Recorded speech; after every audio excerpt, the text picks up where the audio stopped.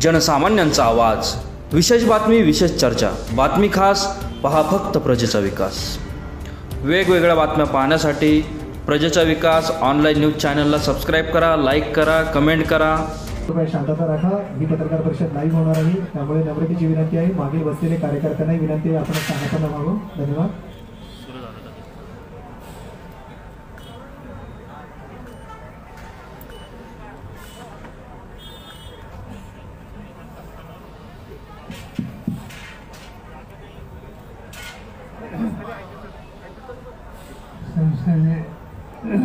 संसदेत सरकारी डॉक्टर अमोल कोल्हे, राष्ट्रवादीचे संघटनेचे अध्यक्ष संजय गोविंदे,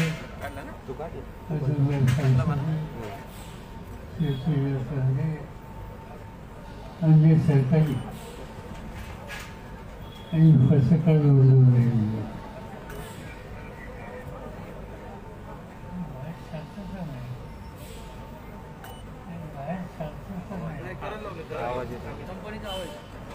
बाहेरचा आवाज जरा कमी करा, बंद करा, बाहेर बोलू नका कोणी।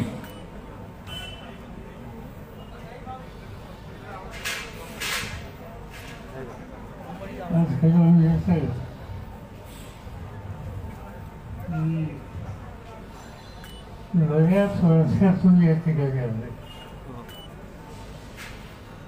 एक असा होता की देशाच्या लोकसभेमध्ये या मतदारसंघातून मला जवळपास 4 वेळेला लोकांनी मताचा विक्रम करून लोकसभेमध्ये पाठवलं होतं। साहजिकच तेव्हा माझे जाणं अधिक असायचं, पण अलीकडच्या काळामध्ये जबाबदाऱ्या वाढल्या, त्या वेगळ्या होत्या, त्याच्यामुळे साहजिकच मी नित्यानं पूर्वीसारखं येऊ शकलो नाही। आज काही राष्ट्रवादी काँग्रेस पक्षाच्या कार्यक्रमाच्या निमित्तानं इकडं आल्याच्या नंतर आजच सकाळी मला संघटनेचे अध्यक्ष संजय वाघिले यांचा फोन आला की पत्रकारांना भेटायची इच्छा आहे आणि त्यासाठी तुम्ही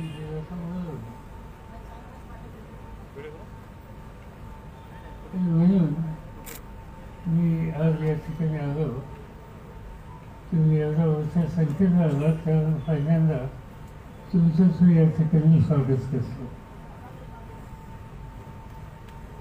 आजची परिस्थिती ही राज्याची, देशाची एक आगळी वेगळी अशा प्रकारची आहे। सामान्य लोकांचे प्रश्न वाढत आहेत आणि केंद्राची सत्ता ज्यांच्या हातामध्ये आहे त्यांना त्या प्रश्नाच्या संबंधीची आस्था नाही आहे।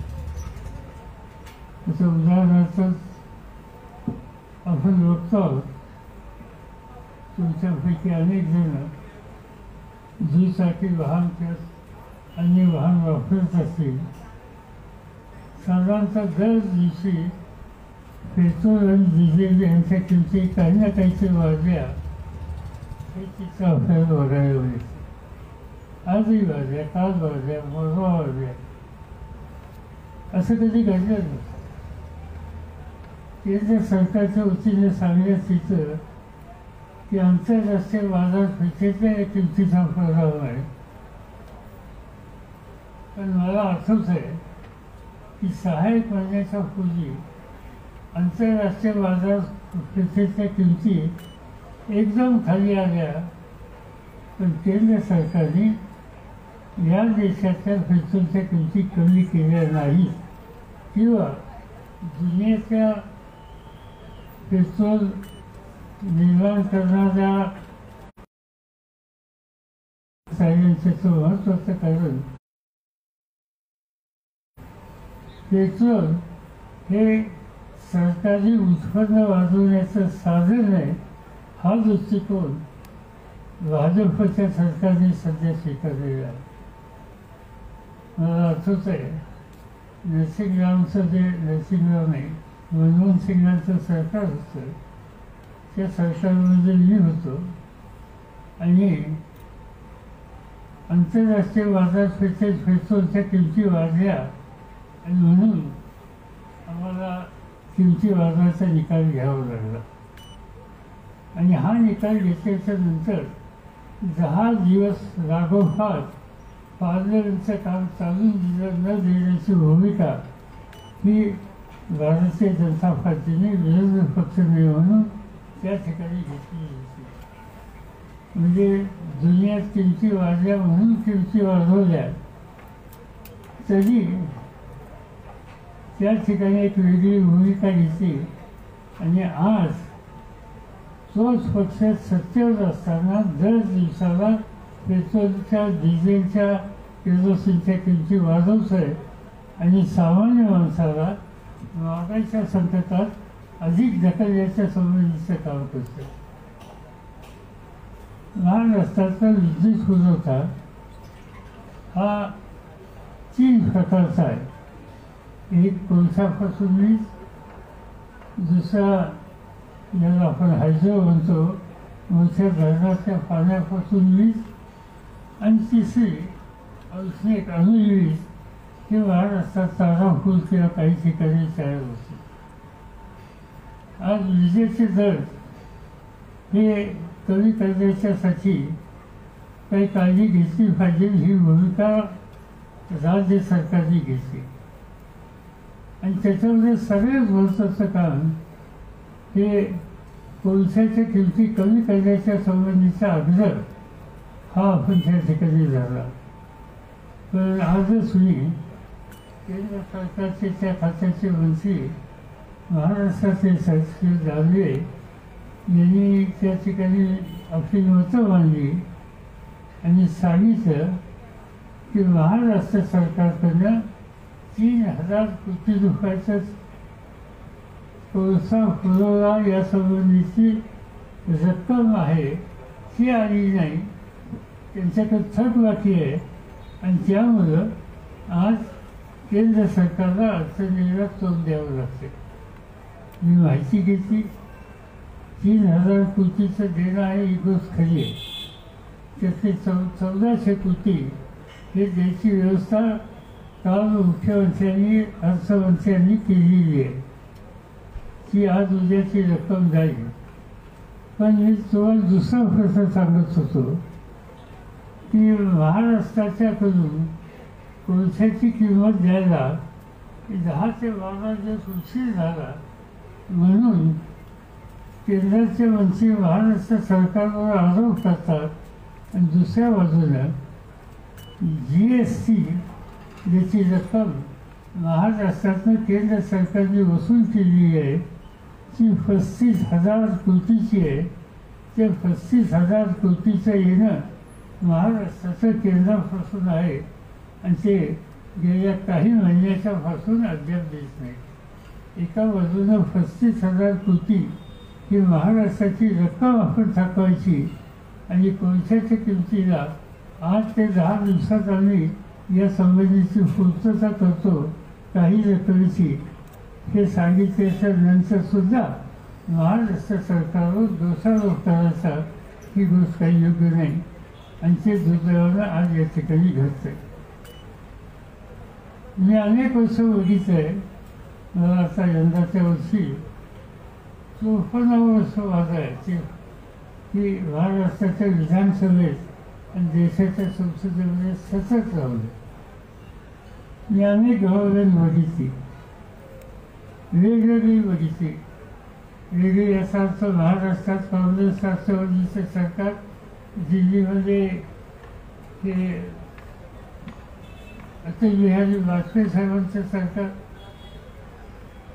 कधी देवेगौडाचं सरकार, कधी गुजरातचं सरकार, अशी अनेक सरकारं आम्ही पाहिली. पण एक साधारणतः पथ्य अशी असायची की राज्य सरकारच्या प्रश्नाच्याकडे केंद्राचा दृष्टिकोन हा सहानुभूतीचा असायचा. पण आजचं हे सरकार, भारतीय जनता पार्टीचं सरकार, राज्यांना आणि विशेषतः तिचं नॉन BJP सरकार आहे त्यांना काही ना काहीतरी करून दोषारोप करायचा किंवा आपल्या सत्तेचा वापर हा चुकीच्या पद्धतीने करायचा, हा दृष्टिकोन सध्या स्वीकारलेला आहे आणि तो ठिकठिकाणी आम्हाला बघायला मिळतो. त्याची अनेक उदाहरणं मला या ठिकाणी सांगता येईल. आज या देशामध्ये काही यंत्रणा अशा आहेत, त्या यंत्रणाचा गैरवापर हा फजोफजी घेतला जातो. आता उदाहरणार्थ CBI, ED, इन्कम टॅक्स, नार्कोटिक्सच्या संबंधीची यंत्रणा, या सगळ्या गोष्टीच्या यंत्रणेचा वापर हा यथेच्छपणानं त्या राज्यातल्या विविध संस्थांच्या, व्यक्तींच्यावर, अधिकाऱ्यांच्या करण्याच्या उद्देशाची भूमिका आज केंद्राने घेतलेली आहे. CBI ठरवलं तर त्या संबंधीचं धोरण वेगळं. कोणत्याही राज्यामध्ये CBIला ॲक्शन घ्यायची असेल तर राज्य सरकारची पूर्ण परवानगी ही घ्यावी लागते. महाराष्ट्रात ही परवानगी घेतल्याशिवाय तुम्हाला ॲक्शन घेता येत नाही, अशा प्रकारचं धोरण राज्य सरकारने स्वीकारलेलं होतं. पण अलीकडे काय दिसतं, कुठल्यातरी एका राज्यात काही घडलं तर तिथं CBI गेल्यानंतर त्याचे लागे धोरे हे महाराष्ट्रात आहेत असं दाखवून महाराष्ट्रात सुद्धा CBI त्या ठिकाणी सत्तेचा गैरवापर करून या ठिकाणी सरकारला अडचणीत आणण्याच्यासाठी प्रयत्न करतो. आपल्याकडे उदाहरणं देता येतील. आपल्या सगळ्यांना ठाऊक आहे की आपल्या राज्यामध्ये मुंबईच्या पोलीस कमिशनरने त्यावेळीच्या गृहमंत्र्यांच्यावर काय आरोप केले. आरोप काय केले, 1, 2, 3, 4 त्यांनी आरोप केले. त्या आरोपाचं साधारण प्रत्यक्ष काही कुणी बघितलं नाही, पण त्या आरोपामध्ये गृहमंत्री अनिल देशमुख यांच्या सांगण्यावरून बाजारातून रक्कम गोळा करण्याच्या संबंधीच्या सूचना केल्या असं सांगितलं गेलं. ही तक्रार त्यावेळच्या कमिशनर पोलीस मुंबई यांनी मुख्यमंत्र्यांच्याकडे केली, माझ्याकडे केली. मी त्यांना विचारलं की तुम्ही ही तक्रार करता, जरूर चौकशी करू, पण हा आदेश दिला असं म्हणतात, त्याची कुठे अंमलबजावणी झाली का? त्यांनी स्वतः सांगितलं आम्ही करणार नाही आणि केली नाही.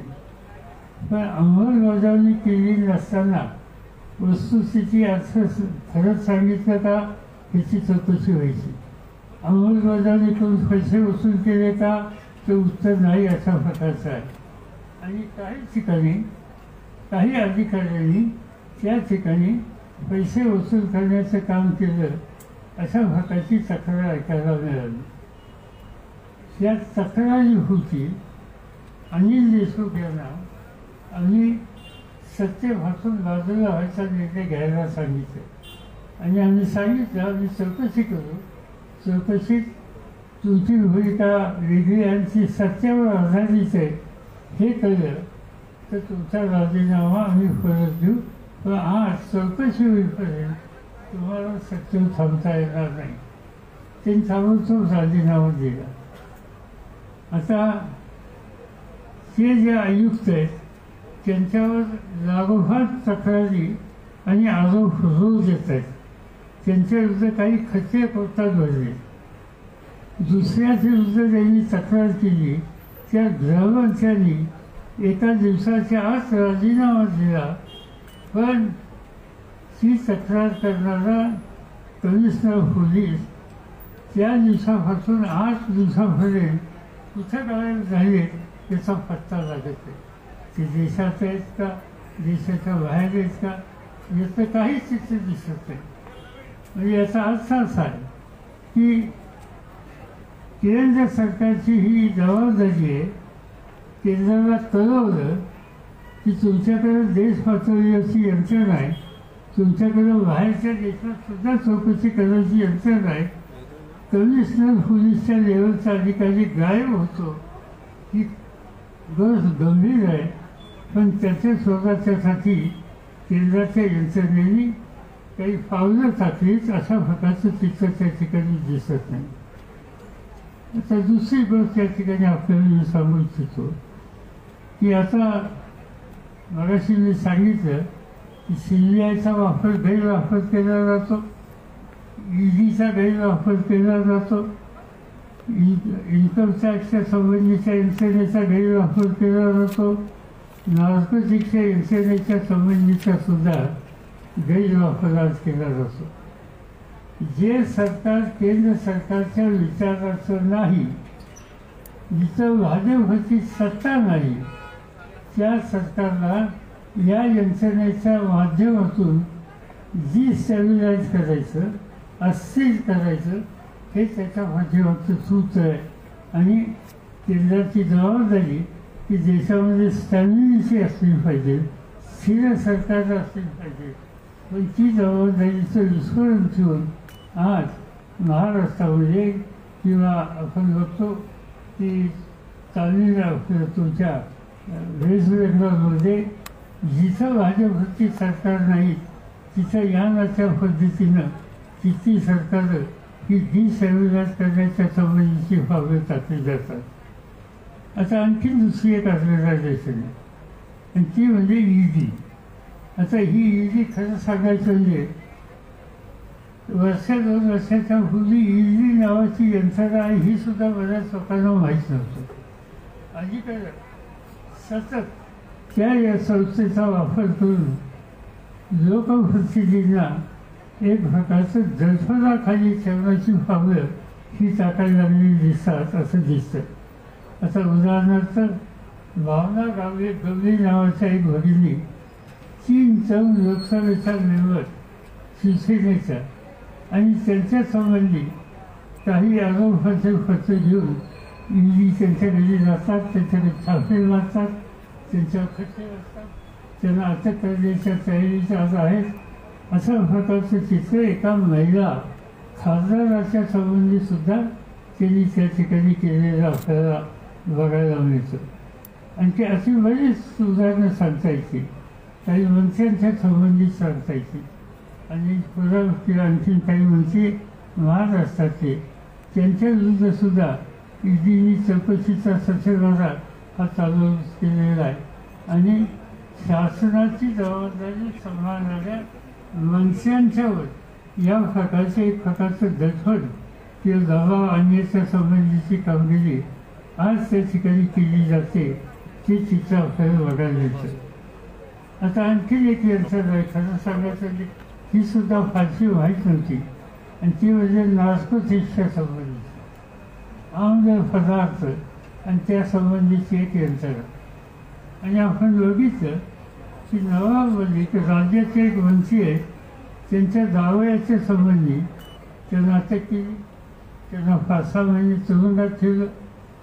ते सांगत होते कशाचा त्यांचा संबंध नाही, पण तरी या यंत्रणेच्या मार्फत त्यांना एक प्रकारे दहशत निर्माण करण्याचा प्रयत्न केला गेला. नवाबमध्ये हे राष्ट्रवादी काँग्रेस पक्षाचे प्रवक्ते आहेत आणि तो प्रवक्ता खूप वेळा केंद्र सरकारच्या भूमिकेच्या विरोधी काही मतं मांडतात आणि त्याला तुम्ही वृत्तपत्र टेलिव्हिजन प्रतिनिधी त्याला महत्त्व देतात आणि त्यामुळं त्यांना त्रास देण्याच्यासाठी डायरेक्ट त्यांचा हल्ला करता येत नाही म्हणून त्यांच्या दाव्यावर हल्ला करण्याचा प्रयत्न केला आणि गेले काही महिने त्यांना त्या ठिकाणी तुरुंगात ठेवलं गेलं. त्यांचा आरोप केला गेला की काही ज्या आयटमला बंदी आहे असे आयटम त्यांच्याकडे सापडले म्हणून. सुदैवानं कालच 2-3 दिवसापूर्वी त्या संबंधीचा जामिनाचा निकाल लागला.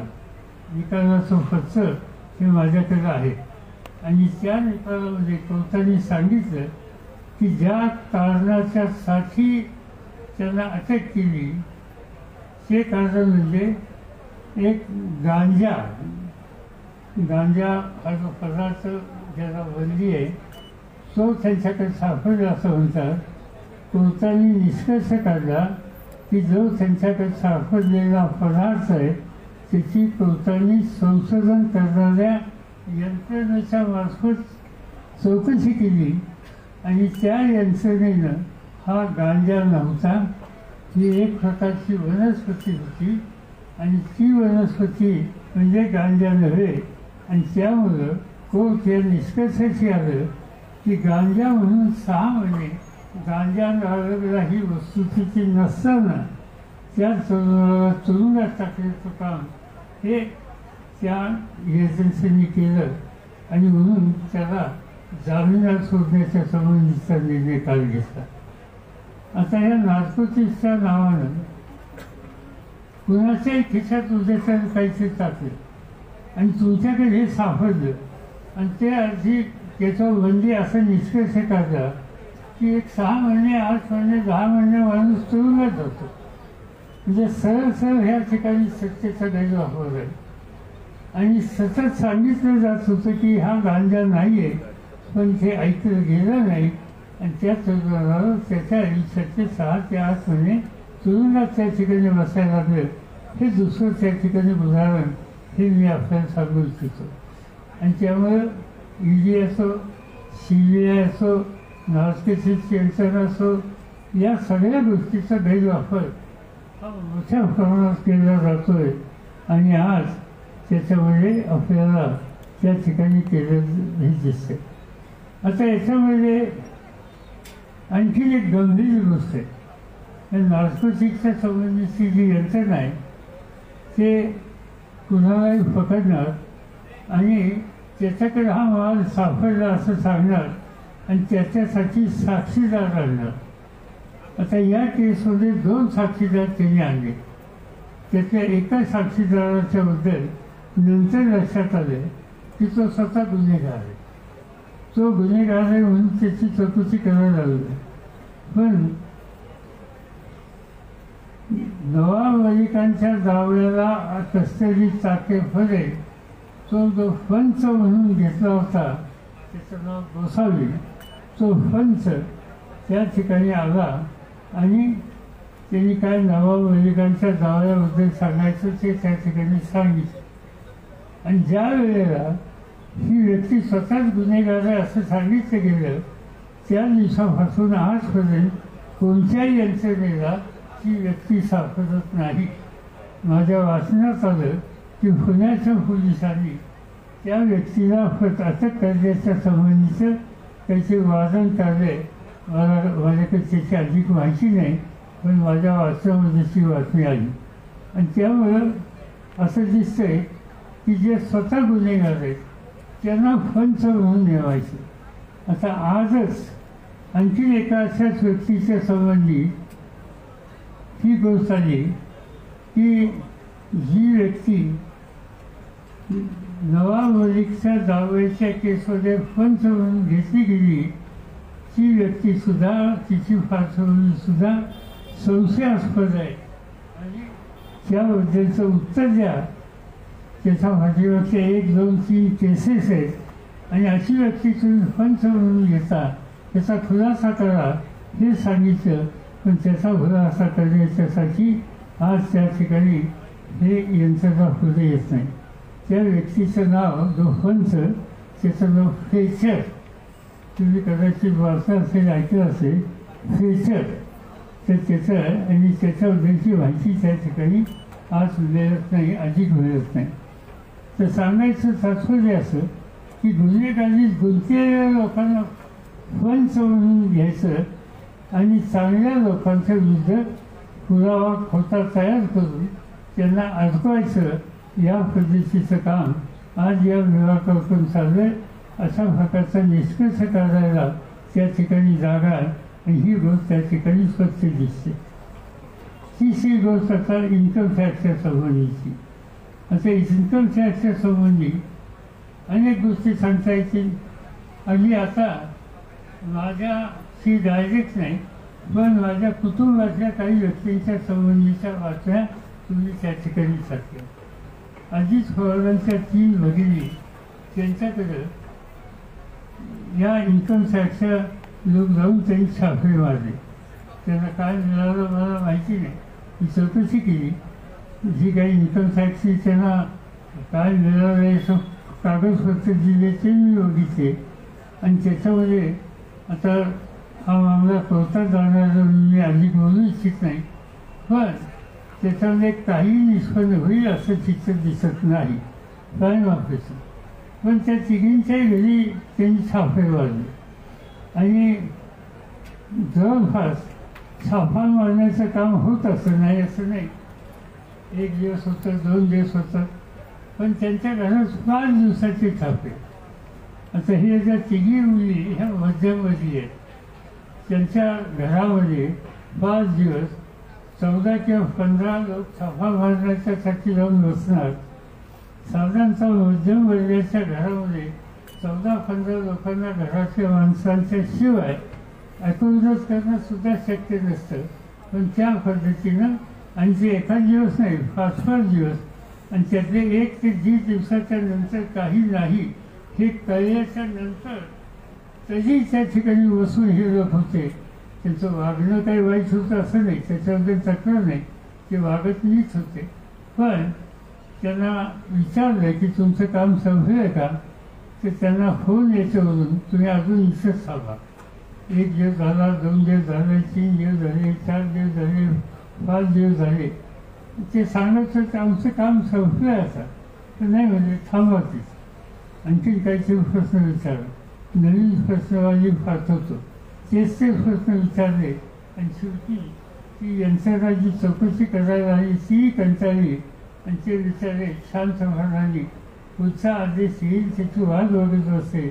पण एखाद्या मुलीच्या घरी भगिनीच्या घरी या पद्धतीने इतके लोक पाठवणं, 5-5 दिवस ठेवणं आणि त्यांच्यावर दबाव आणणं आणि शेवटी कुठंतरी असं म्हणायचं की याच्यात काही अजितदादांचं कुठं नाव आहे का, कुठं काही माहिती आहे का, जास्त काही विचारलं नाही. पण सहज चौकशी केली पण त्याच्यात काही नाही हे दिसल्याच्या नंतर तुझं काही केलं नाही. पण माझा त्या संबंधीचा आक्षेप हा आहे की 5 दिवस एखाद्याच्या घरामध्ये काम नसताना तुम्ही चौकशी करायचा अधिकार आहे. त्याच्यात वाद नाही. कोणी चौकशी केली, उद्या माझ्या घरून चौकशी केली तरी माझी तक्रार नाही, त्यांचा अधिकार आहे. पण त्यांनी चौकशी केल्याच्या नंतर त्यांचं काम संपलं तिथं पाहुणचार येण्याच्यासाठी थांबू नये. एखाद दुसऱ्या दिवशी पाहुणं ठीक असतो, 2 दिवस पाहुणे ठीक असतात, पण 8 दिवस जर पाहुणा राहायला लागला तर लोक म्हणतात आता या पाहुण्याची आकलपट्टी केली पाहिजे. पण विचारा पाहुण्याचा दोष नव्हता, पाहुण्याला वरून आदेश होते आणि त्यामुळं हे लोक 5-5 दिवसाचे त्या ठिकाणी आज त्या ठिकाणी बसून होते. आता हे सगळं चित्र बघितल्यानंतर हा एक प्रकारे महाराष्ट्र सरकार डिसॅबिलाइज करण्याच्यासाठी आज त्या ठिकाणी पावलं टाकलेली आहेत आणि त्याच्यासाठी या यंत्रणेचा पूर्ण वापर हा केला जातो हे स्वच्छपणे दिसतं. आता दुसरी गोष्ट अशी आहे की काही लोक आता संरक्षण करायला लागले. एक तुमची गमतीची गोष्ट आहे की हे छापे किंवा आणखी प्रकार याच्याबद्दल कुणीतरी कुटुंबियांनी किंवा कुणीतरी काही मतं मांडली. जे छापे टाकतात ज्यांनी हा निर्णय घेतला त्यांनी येऊन काही खुलासा केला तर मी समजू शकतो. पण खुलासा करायला भाजपचे नेते पुढे येतात. कुठल्या गोष्टीचा खुलासा करायला एक तर माजी मुख्यमंत्री येतात, दुसरे त्यांच्या मुंबईचे माजी अध्यक्ष येतात किंवा अन्य अध्यक्ष पदाधिकारी येतात. मला हे समजत नाही शासकीय यंत्रणेच्या एखाद्या कारभाराच्या संबंधी कुणाची तक्रार असली तर त्या खात्याच्या माणसांनी त्या खात्याच्या अधिकाऱ्यांनी त्या संबंधीचं भाष्य केलं तर मी समजू शकतो, त्या प्रवक्त्यांनी भाष्य केलं तर हे मी समजू शकतो.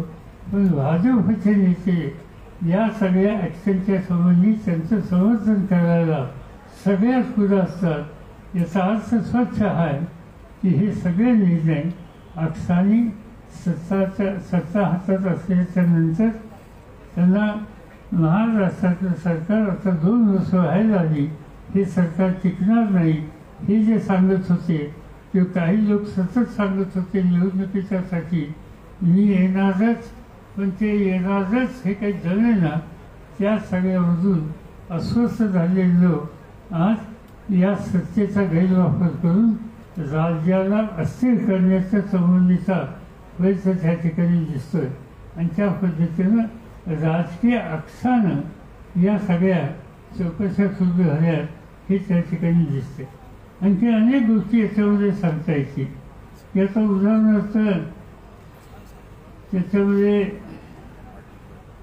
तुम्ही हे बघितलं असेल की एक जुने नेते भाजप होते, जे विरोधी पक्ष नेता म्हणून सुद्धा काम त्यांनी केलं विधानसभेमध्ये, एकनाथराव खडसे.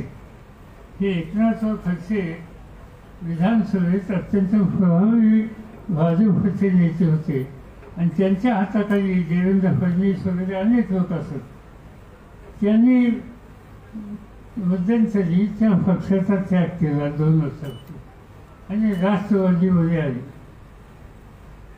एकनाथ खडसे हे जवळपास 20 वर्षाच्या पेक्षा जास्त महाराष्ट्राच्या विधिमंडळामध्ये हे भाजपचे नेते होते. 20 वर्षाच्या पेक्षा जास्त विधिमंडळाचे नेते आणि पक्ष संघटनेत त्याच्या आधीपासून काम करणार.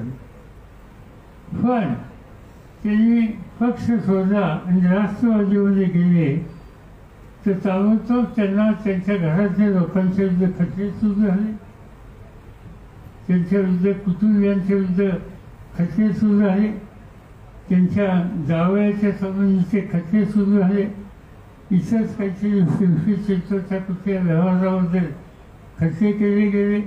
त्याच्यामध्ये खडसेंच्या पत्नी यांचाही उल्लेख केला गेला. सुदैवानं काल परवाच या संबंधी कोर्टाने प्राथमिक निर्णय दिला आणि त्याच्यामध्ये एकनाथराव खडसे यांचा संबंध आहे का नाही या संबंधीची शंका व्यक्त केली.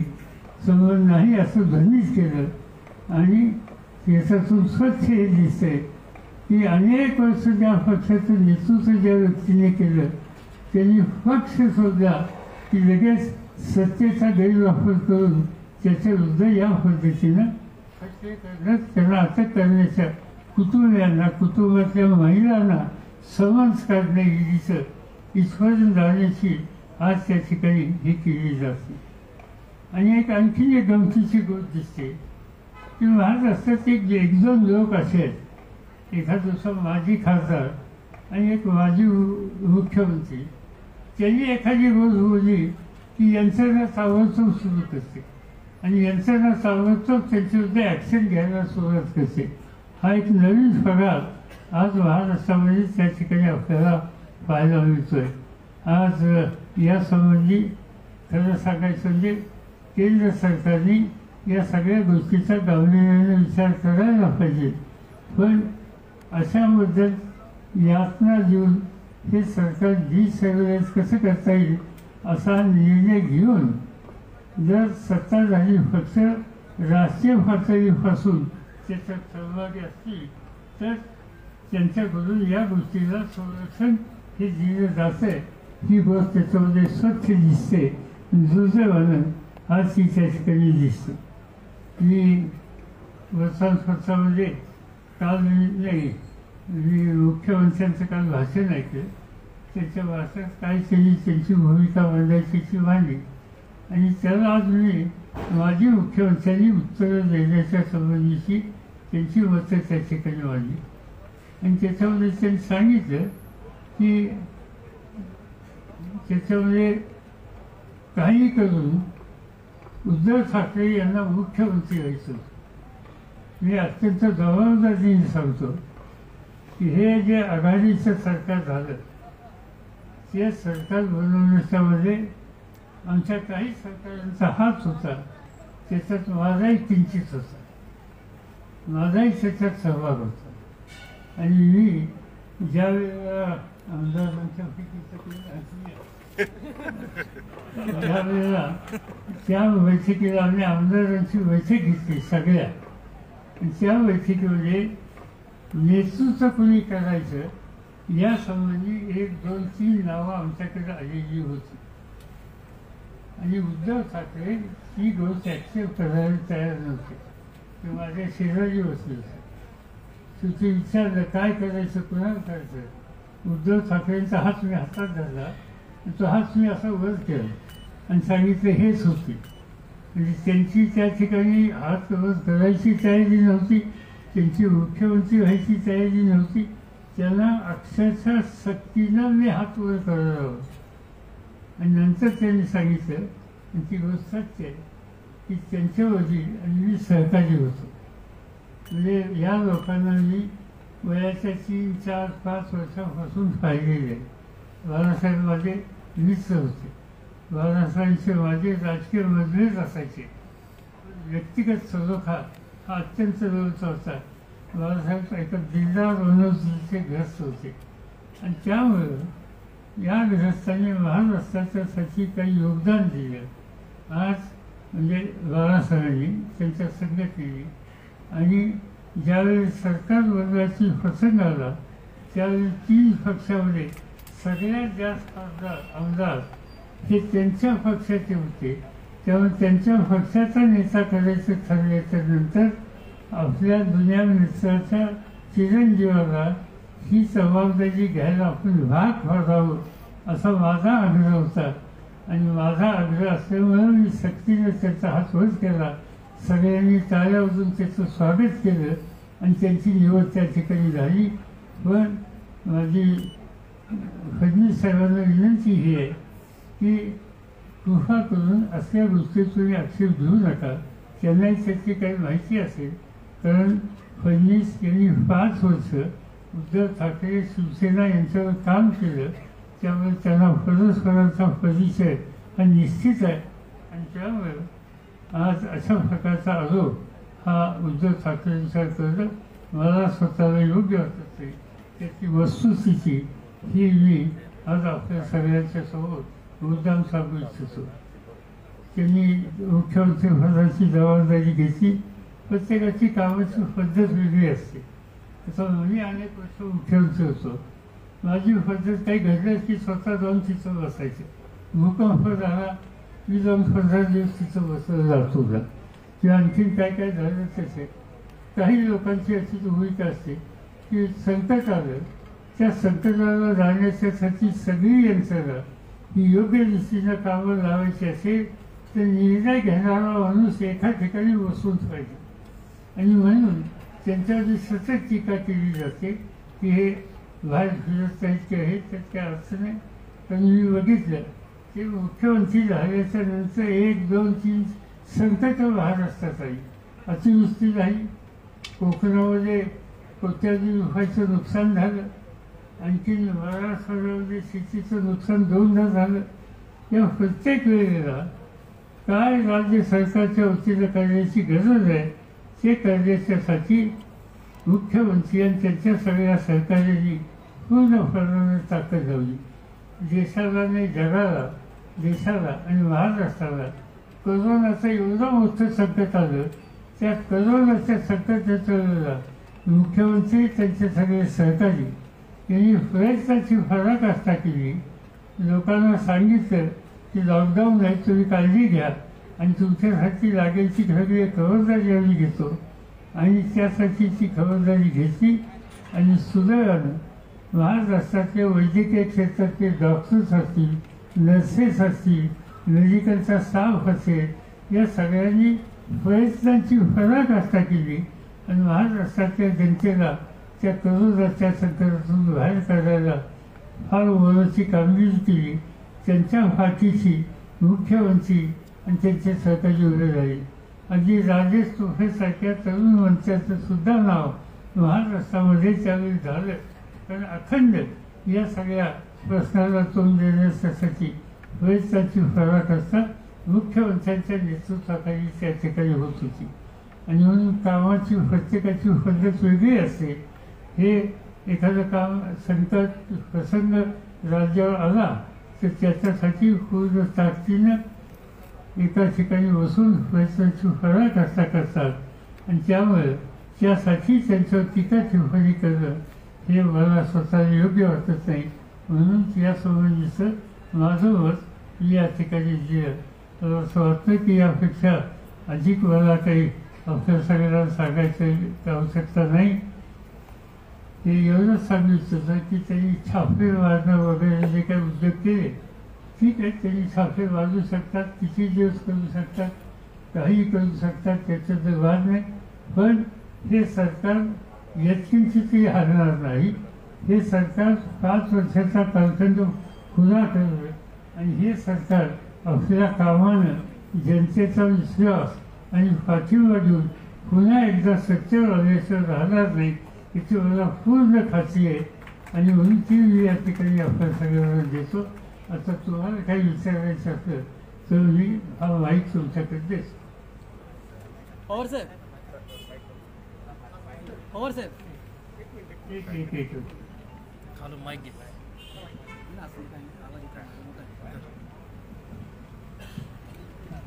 हा पवार साहेब, उद्धव ठाकरेंना आता 2 वर्ष पूर्ण होत आहेत. आता अजित पवार मुख्यमंत्री होतील या भीतीने त्यांच्या मागे भाजप त्यांना अडचणीत आणण्याचा प्रयत्न करते का? असं आहे की राष्ट्रवादी काँग्रेस पक्ष, शिवसेना आणि काँग्रेस पक्ष या तिघांनी एकत्र बसून हे सरकार बनवायचा ज्यावेळी निर्णय घेतला त्यावेळेला या सरकारचं नेतृत्व हे शिवसेनेकडे असेल ही गोष्ट सगळ्यांनी एक मताने मान्य केली आहे. त्यामुळं दुसरी कोणती व्यक्ती त्या ठिकाणी येण्याच्या संबंधीचा विषय होणार नाही. शेतकऱ्यांना अमानुषपणे चिरडलं गेलं. अजय मिश्रा या केंद्रीय राज्यमंत्र्याला मोदी सरकार पाठीशी का घालतं? उत्तर प्रदेशमध्ये मी त्या दिवशी दिल्लीत होतो. नंतर तिथल्या लोकांची माझ्या भेटीगाठी झाल्या. कसं आहे की तिथं सत्तेची गुजरी काही लोकांच्या डोक्यात उठवणार. मी काय सगळ्यांना दोष देत नाही, पण ज्यांच्या हातात सत्ता आहे, आता ज्यांनी ही गाडी चालवली म्हणून ज्यांचा आरोप आहे, ज्यांच्या गाडीखाली 4 लोक, 3 लोक, 5 लोक काय मृत्युमुखी होते असं म्हणतात, त्या गाडीच्या चालवण्याचे वडील हे केंद्र सरकारमध्ये मिनिस्टर ऑफ स्टेट होम आहेत. आणि त्यामुळे साहजिकच आहे एवढी गंभीर गोष्ट घडल्याच्या नंतर कायदा हातात घेऊन हत्येला जबाबदारी त्यांच्यावर टाकल्याच्या नंतर, आरोप केल्यानंतर त्यांनी राजीनामा द्यायला पाहिजे होता. पण सत्तेचा दर्फ एवढा आहे की आम्ही काय वाटेल ते करू, आम्ही सत्ता सोडणार नाही हा उन्माद याच्यामधून दाखवण्याचा प्रयत्न करते, दुसरं काही नाही. पण हे आज ते दाखवतील, पण देशाची जनता योग्य वेळी त्याचा निर्णय घेईल. साहेब, शेतकरी आणि कामगारांच्या बदलाला विरोध प्रचंड होते तरी केंद्र सरकार त्याच्याकडे त्या मानाने लक्ष देत नाहीये, याच्यावर काय? फर्स्ट असं आहे की आत्ताचं केंद्र सरकार वर्किंग क्लास आणि फार्मिंग कम्युनिटी, शेतकरी या 2 प्रश्नाच्याकडे, यांच्या प्रश्नाकडे पूर्ण दुर्लक्ष करण्याची नीती आहे. त्यांचा पाठिंबाच या गोष्टीच्यासाठी नाही. अनेक प्रश्न आता उद्या जेव्हा पार्लमेंट काहीतरी काहीतरी सेशनची तारीख जाहीर झाली 19 का 22 काहीतरी, 22 नोव्हेंबर. आपण बघाल की यावेळेला संसदेचे सेशन सुरू होईल त्यावेळेला विरोधी पक्षाची संख्या कमी असेल, पण सगळं लक्ष हे जे शेतकरी आणि कामगारांच्यावरचे जे अत्याचाराचे अन्याय आहे, विचूकपणानं त्यांच्यावर वाटेल त्याचे आघात करण्याचं काम चालू आहे. त्यामुळे त्याचं चित्र हे दिसेल. देशातल्या सगळ्या प्रमुख विरोधी पक्षाच्या सहकाऱ्यांची बैठक माझ्याच घरी झाली. त्याच्यामुळे या प्रश्नाच्या बाबतीत तडजोड नाही ही भूमिका सगळ्यांची आहे. हे राज्य सरकार सर्वात भ्रष्ट सरकार आहे आणि वसुलीसाठी त्यांच्याकडे काही चिप्स आहेत, सॉफ्टवेअर्स आहेत, असा आरोप देवेंद्र फडणवीस यांनी केला. हो, मी ऐकलं. माझं म्हणजे ती चीफ त्यांनी समजून दाखवावी एकदा. आमच्या ज्यांना झोस होईल अशी चीफ कशी असते, त्या चीफमधून वसुली कशी होते. म्हणजे असं आहे की जे 5 वर्ष महाराष्ट्राचे मुख्यमंत्री होते आणि साधारणतः त्या पदातून मी त्या पदावर होतो आणि त्या पदावर मी असल्याच्या नंतर मी टीका टिप्पणी करतो. पण टीका आणि टिप्पणी करत असताना काही वरचे भागावर लागतात तर आपण पदावर होतो. मुख्यमंत्रीपद किंवा माजी मुख्यमंत्रीपद हे एक इन्स्टिट्यूशन आहे. त्या इन्स्टिट्यूशनची प्रतिष्ठा ठेवावी लागते. देवेंद्र फडणवीसांच्याकडून त्या प्रतिष्ठेला धक्का लागेल असं कधी माझ्या सरकार वाटलं नव्हतं. पण आज सत्ता नाही ती गेली त्याचं दुःख त्यांना इतकं होतं आहे की त्यांनी परवाच सांगितलं की मी अजूनही मुख्यमंत्री आहेच. त्यामुळे आता अजूनही मुख्यमंत्री आहेच हे जे त्यांच्या डोक्यात आहे तर मी पुन्हा येणार हे जे त्यांचं व्यक्ती होतं त्याच्याशी सुसंगत आहे. त्यांना सत्ता मिळाल्याशिवाय चेंज करणार नाही. त्यावर ते अखंड असं काहीतरी बोलतील अशा निश्चयासाठी यावं का काय असं मला वाटायला लागलं. सर, हेच फडणवीस म्हणतात की मी महाराष्ट्राचा बंगाल होऊ देणार नाही. त्यांना नेमकं काय सुचवलं? मलाही गमत होते वेगळा महाराष्ट्र याचा. महाराष्ट्राचं बंगाल म्हणजे काय? बंगाल हे देशाचं महत्त्वाचं राज्य आणि देशाचा संबंध इतिहास बघितला, स्वातंत्र्याचा इतिहास बघितला. बंगाल, महाराष्ट्र आणि पंजाब ही 3 राज्य नेहमी एकत्र. पंजाब सिंध गुजरात मराठा वगैरे आपण राष्ट्रगीतापासून सुद्धा घेतो. त्याच्यामध्ये वन म्हणजे वेस्ट बेंगाल आणि महाराष्ट्राचा संबंध वेस्ट बेंगालची अत्यंत गौरवाचा आहे. कदाचित आपल्याला माहीत असेल किंवा नसेल, बंगाली भाषा आणि बंगाली भाषा आणि मराठी भाषा ही सुद्धा अत्यंत जवळची आहे. बंगालमधलं साहित्य, संस्कृती या सगळ्यांनी रवींद्रनाथांच्या पासून जे योगदान झालं आणि स्वातंत्र्याच्या लढ्यामध्ये सुभाषचंद्र बोसांच्या पासून ज्यांनी योगदान दिलं तेच योगदान महाराष्ट्रामध्ये लोकांनी टिळकांनी दिलं असेल किंवा तत्सम नेतृत्वाने दिलं. ही महाराष्ट्र आणि बंगालचा एक इतिहास आहे. भाषेमध्ये सुद्धा साम्य. आता उदाहरणार्थ मराठीमध्ये मी असं म्हणलं की मला बंगाला भाषा बोलता येत नाही असं मी वाक्य वापरलं. त्याचं बंगालीमध्ये मी बोललो तर आम्ही बंगाल बोलते पाहिजे ना, आम्ही बंगाल बोलते पाहिजे ना, हे त्याचं बंगालीच आहे. तर मी स्वतः जेव्हा बंगालमध्ये जातो 2 दिवस 3 दिवस मी राहिलो की सवड बंगाली मला कळतं. तर बंगाली भाषा, मराठी भाषा या अत्यंत जवळच्या भाषा आहेत आणि बंगाल आणि महाराष्ट्र यांचं योजनाबंध हे अत्यंत जुने आहे. आणि त्यामुळं रवींद्रनाथांनी जे बंगालचं वैशिष्ट्य वाढवलं, सुभाषचंद्रांनी बंगालच्यामधून योगदान देशासाठी केलं, ते आम्ही महाराष्ट्रात होऊन देणार नाही. किंवा त्या दर्जाचं नेतृत्व किंवा त्या दर्जाचे कवी किंवा त्या दर्जाचे राष्ट्रभक्त महाराष्ट्रात होऊन देणार नाही असं त्यांना म्हणायचं का काय मला माहिती नाही. पण मला असं वाटतं की असं 2 राज्यांच्या संबंधी आणि जो मुख्यमंत्री होता त्यांनी असं बोललं. देशामध्ये प्रमुख विरोधी पक्षामध्ये काँग्रेस हा एक मुख्य विरोधी पक्ष आहे. आज त्यांच्या वर्किंग कमिटीची बैठक होती. राहुल गांधींना पुन्हा अध्यक्ष करा अशी त्यांच्या पक्षाकडून मागणी केली आहे.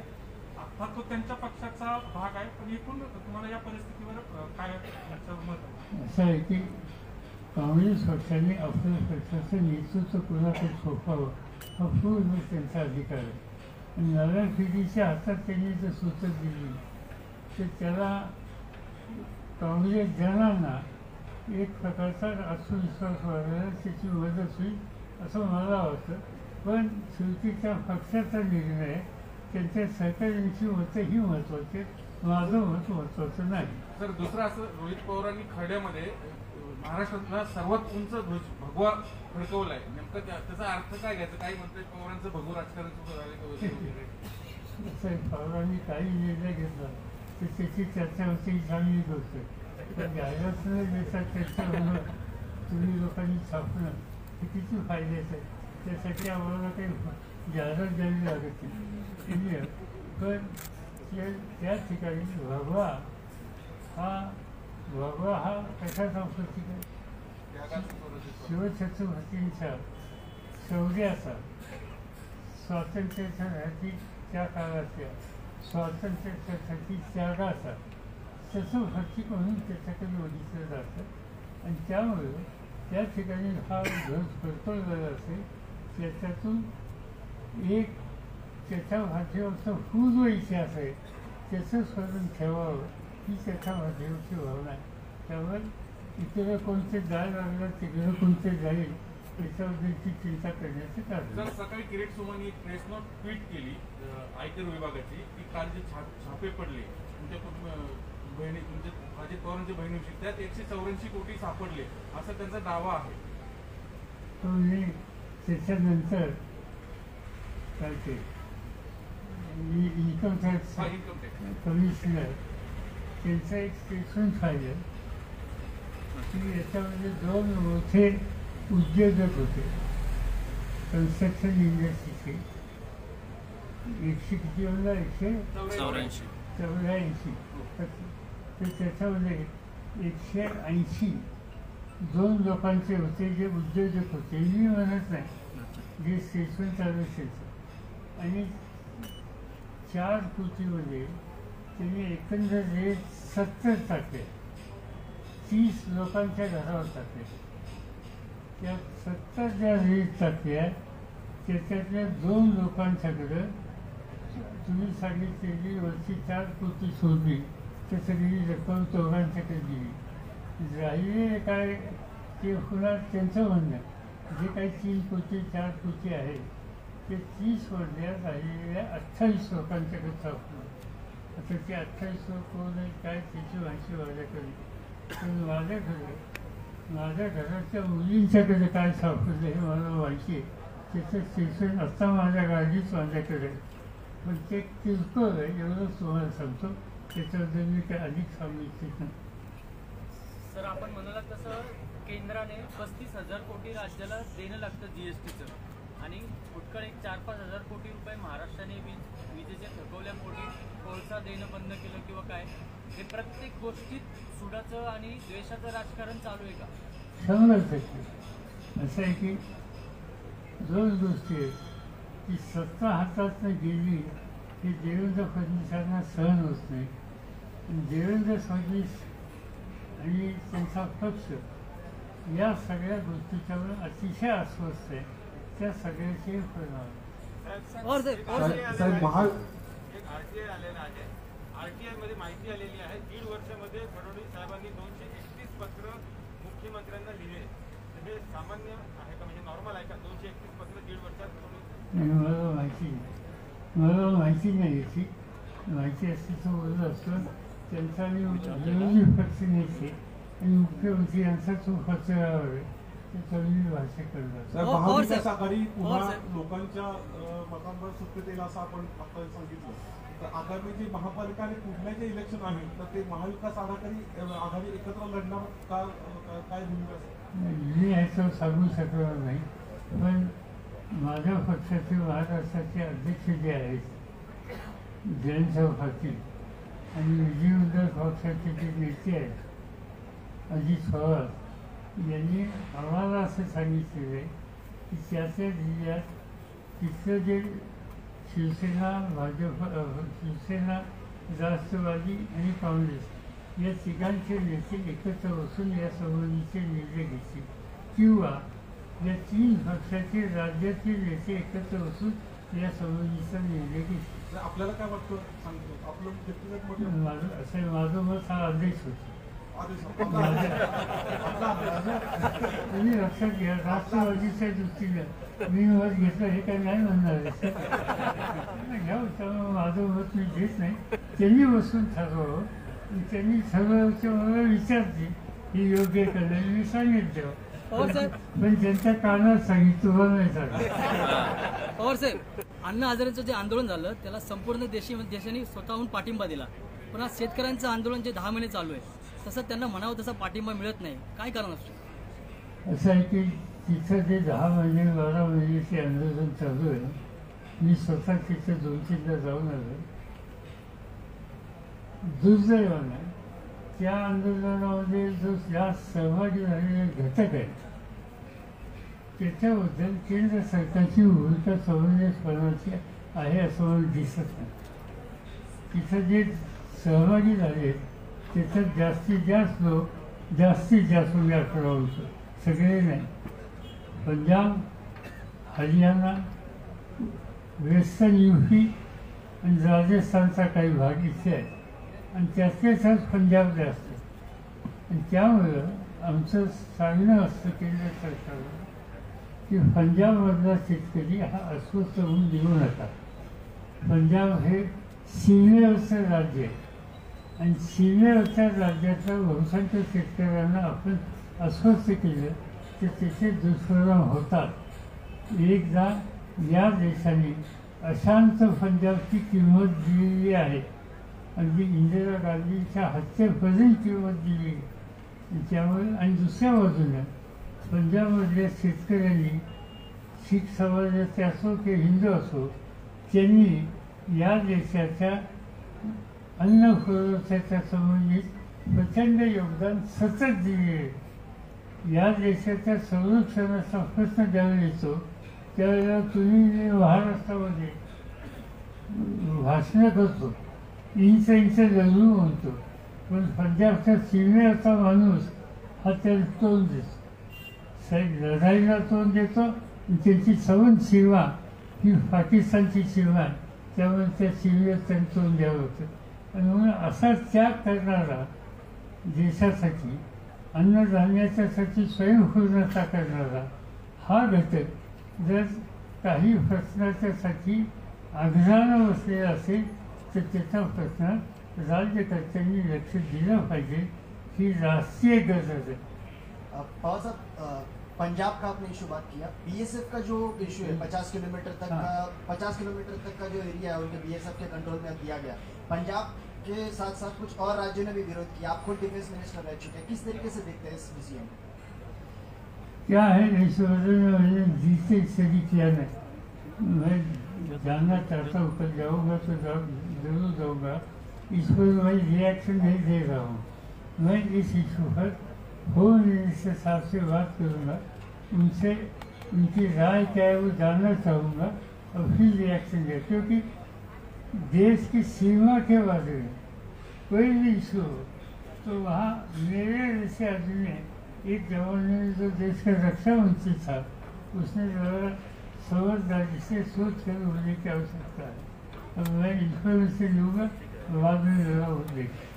और राज्यातलं सरकार पडेल असं भाजपकडून अनेकदा सांगितलं जातंय आणि त्याच अनुषंगाने भाजपकडून एक राजकारण सुरू आहे. परंतु पंकजा मुंडे यांनी त्याच्यावरती काल भाष्य केलं की हे आता बंद करा आणि आपण विरोधकांची भूमिका सक्षम राबवावी असं पंकजा मुंडेंनी व्यक्त केलं. आणि त्याच्यावरती फडणवीसांनी मात्र बोलणं टाळलेलं दिसतंय.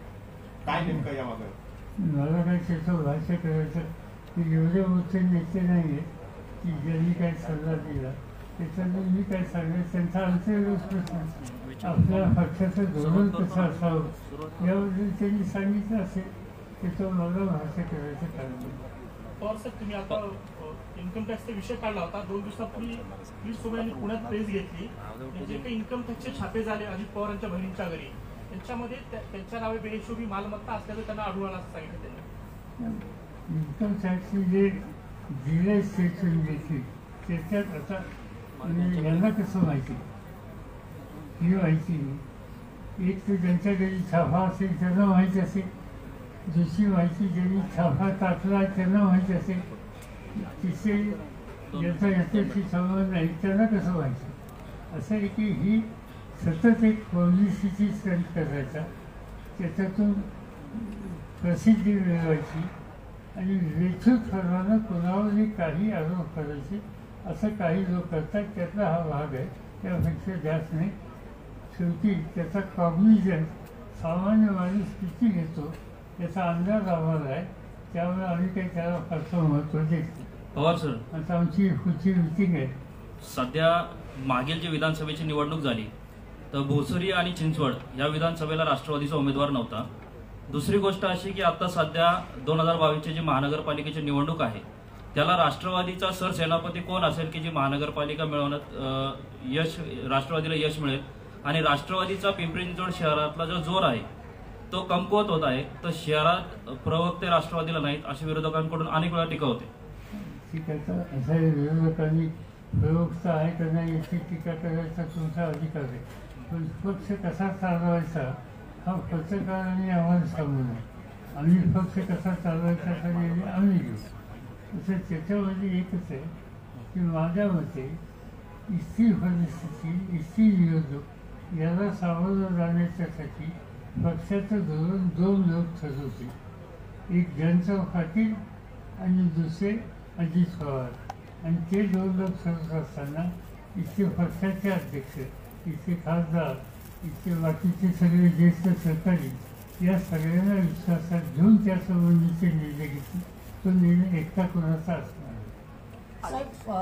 लखीमपूरच्या घटनेवरून मावळची जी घटना घडली त्याला राष्ट्रवादीशी जोडलं गेलं आणि शेतकऱ्यावर गोळीबार केला अशी जी घटना झाली त्याच्यावर जो विरोधकांनी जो लखीमपूरच्या घटनेला जी जोड दिली त्यावर तुमचं काय मत आहे?